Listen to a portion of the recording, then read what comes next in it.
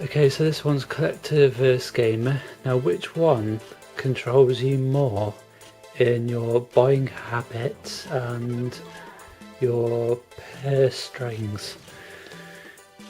Okay, so some examples. So I've been thinking about getting a few more Mega Drive games.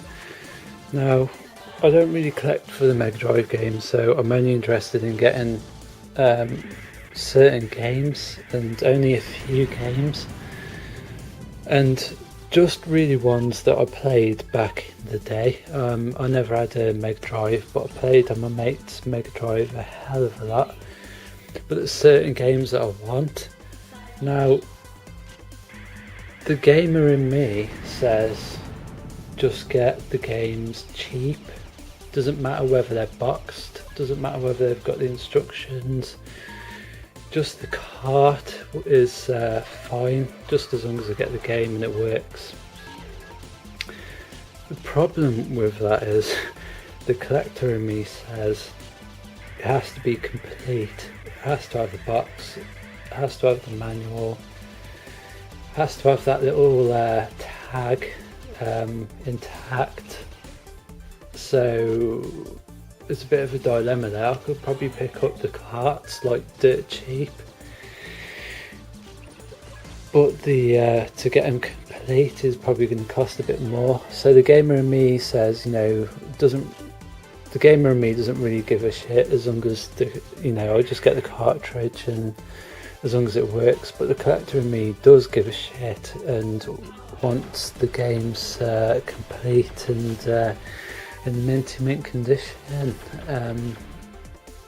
So it's kind of like when I go to buy these games, which one is going to win out? Is it going to be the gamer or the collector? I'd say the gamer in me isn't. I'd say the gamer in me is bothered when it comes to current gen, because it's not really from a collector's point of view, but from a current gen perspective, I see that even if a game is used, we're not talking about like 20 years after the console's been and gone. I see that the game should be complete, it should be in good condition, and it should have the manual. And because it's not 20 years after the console's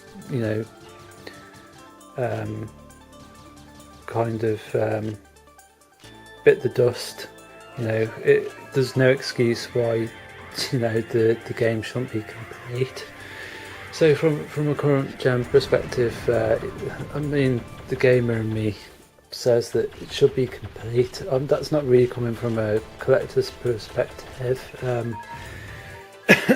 but that's really coming from a gamer's perspective. But that's just because it's current gen. Retro wise, there's I'd say disc-based games. I pretty much subscribe to the collector, especially when it comes to the Dreamcast and Sega Saturn and the Xbox as well. To be honest, I'm very fussy, especially the Dreamcast, because the boxes, the cases just get destroyed. They can get destroyed in the post, and I'm always looking for if the seller stated what condition the cases are in, if the hinges are gone or whatnot, and the condition of the disc as well, because the GD-ROMs are very susceptible. So the collector in me, when it comes to disc-based games, always wins out. Cartridge-based, I don't know, because like I said, I don't really collect Mega Drive games, and I've only got the one SNES game, and that isn't complete. That's just the cart. Am I bothered about not having the box? Not really, to be honest with you. Just as long as the cart works. It's funny actually, because I remember when I wanted to pick up a SNES, and I was looking and all I could see was these minging, dirty,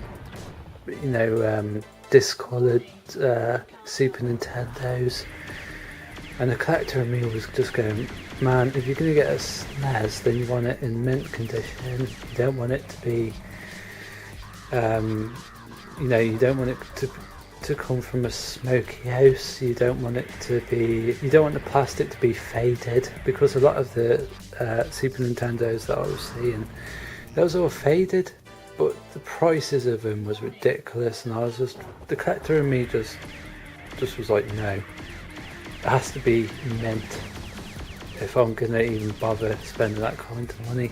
But then the mint ones were just in astronomical prices, and I was just like, I'm not paying that.